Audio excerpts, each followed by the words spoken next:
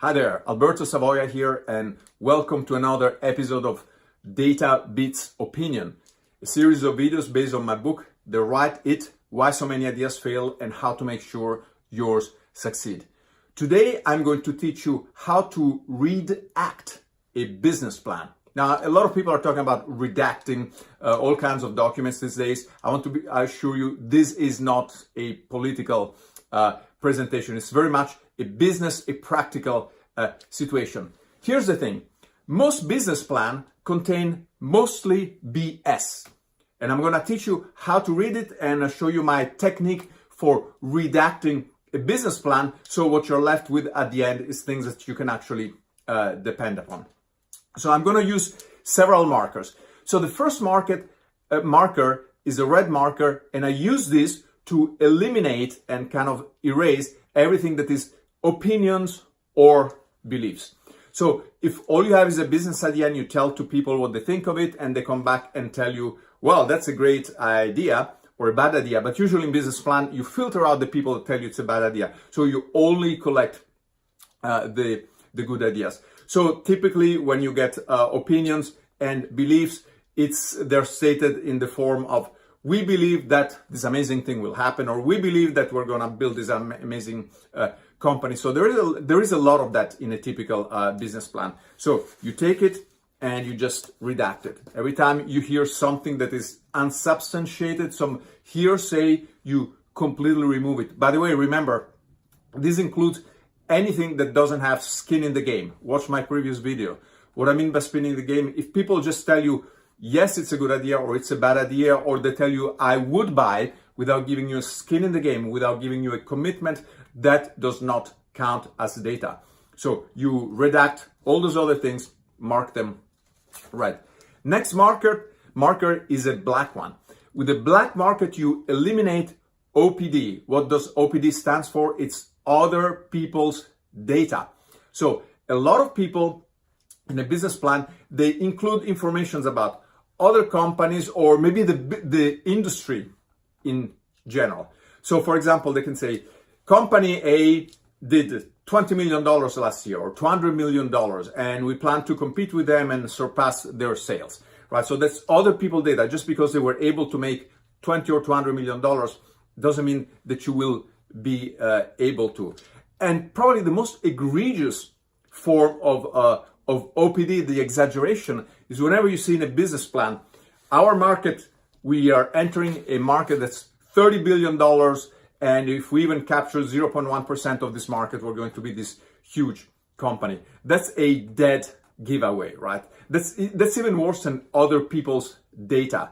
This is irrelevant data. The size of the market may be a good indicator, but it doesn't mean that you're going to be good. So I'm very skeptical of people that include this gigantic market size. Also, remember, some of the most successful companies entered the market when there was no market. They created the market. So be very suspicious of that. It's, I would say, mostly irrelevant, especially if it's a startup business, right?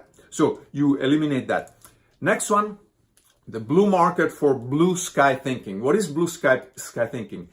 It's hope, it's hype, it's this exceeding optimism. Is whenever you read something in the plan that just goes completely well, I look at that and I consider, okay, this is blue sky thinking. We're going to hire a top VP of sales from our top competitor. We're going to launch on this date and everything is going to go wonderful. We're going to go to this conference. We're going to secure a CTO that is one of the best in the industry. That is blue sky thinking. Unless it has happened, that's just pure optimism. And the last marker is green for financials, and usually it's for fantasy financial. What do I mean by that? I mean that these projections were for a new product or a new company that as of now has 0% in sales. You predict that in 5 years or so, it's going to reach $100 million. Now, this is kind of a joke among entrepreneurs and among VC. We call it the hockey stick, how from zero, you're going to get into 5 years to $100 million. Some of them even believe they're going to go well above $100 million. Well, let me tell you, it should not surprise you. that doesn't happen. Most of the time, you're lacking to make any profit. Remember, it's very difficult to find a product that is the right it. Most new ideas will fail in the market. That's why it's very important as you do a business plan, as you write a business plan, and as you read a business plan, that you eliminate anything that is not hard facts and relevant data. And you say, well, Alberto, if I redact the business plan, right? Look at this. I remove opinions, belief, other people's data, irrelevant data, blue sky thinking, fantasy financial. What are you left with? One page if you're lucky. Well, that's exactly it, right?